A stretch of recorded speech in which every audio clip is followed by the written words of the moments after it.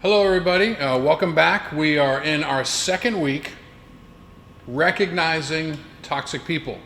And we're going to talk about that in just a minute. And it's good to have you guys here. You glad to be here? Yes, Yeah. very. We're glad to be here. It's been a good week. It has been a good week. And but before we dive in, I want to ask a question. For you, what is toxic food? What food can you not stand? You hate it. Other than like shrimp, any seafood. Don't like it. So you like shrimp, anything else? Hate it. Okay. And that really is an easy question. You know, a lot of times you ask a question like that. Like if you were to ask, what foods do you like? Yep. This would take about an hour and a half. Yeah.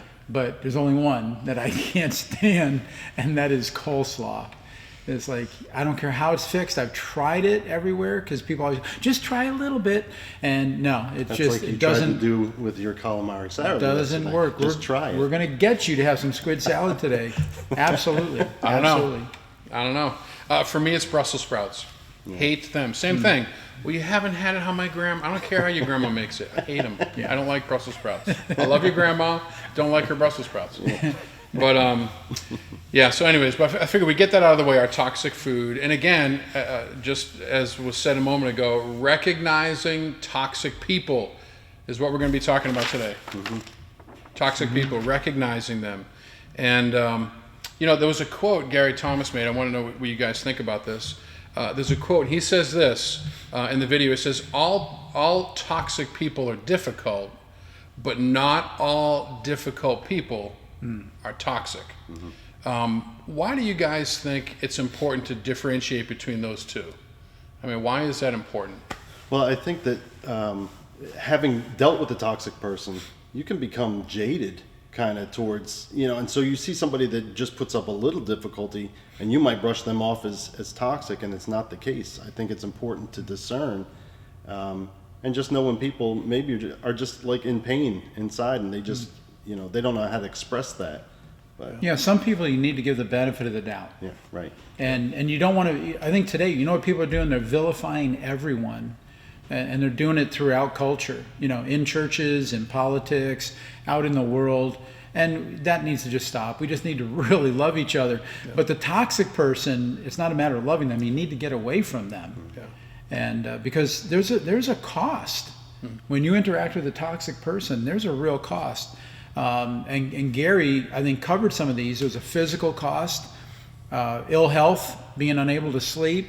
There can be a relational cost where you're giving everything to that one person instead of investing in others. There's an emotional cost, obviously. I mean, just having frazzled nerves and always being on edge.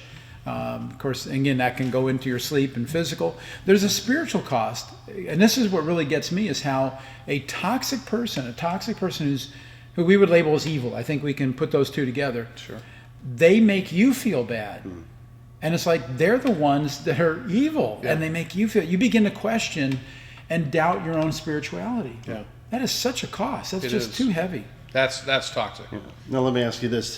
So we had the example of the two girls that in college. Yeah. And you know, the one friend was just occupying her time, and it wasn't healthy for her. She couldn't sleep. She was coming in late, so she wouldn't meet up with her. She was getting up early so she could get out of there.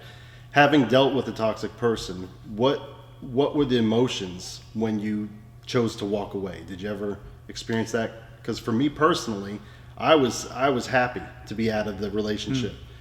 But then not long after, I became angry more at myself for having put up with that for so long. I don't know if any of you can speak to that. Yeah, completely. You know, probably the emotion or the feeling I could put with that was afterwards, maybe like a day or two. The initial, I agree, it's just relief. Like, oh my gosh, I'm glad this person isn't here. I'm away from them. I'm separated from them. But probably the feeling of guilt. You know, did I handle that right? Maybe I'm just too sensitive about that, or maybe there's something wrong with me. And so the guilt feeling, and then when you start thinking about it, you're like, wait a second, that wasn't me. I tried to do this. I tried to do that. And so, but that guilt wants to creep in, Yes. you know. So that's been my experience. Yeah. So Yeah.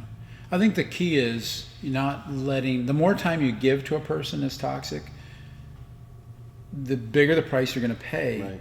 And when you finally break away, you are more likely to be angry. Yeah. yeah, And the good thing about what Gary shared in this second session is that our job is not to retaliate. Our job is simply to get away. We really need to just break free. Yeah. And you don't want to, because if you start if you retaliate, you basically become that other person, and you need to be better than that. But we doubt. Why is it that we doubt ourselves? When an evil person is manipulating us and using us and taking advantage of us. Yeah. And so I want to encourage everyone, as we wrap up this session of Wednesday night recap. Again, when you get to the end, when you finally break free of that toxic person, don't retaliate. Let it go. Move on. Move forward. God will give you the grace to get through that. So, listen, love to see you Sunday. Things are going really well at church, and no one has shared the coronavirus with anyone else here at Praise. So we consider it a very safe place to be. Absolutely. And we'd love to see some more of you come back. But again, you do what you feel is safe for you. Okay? God bless.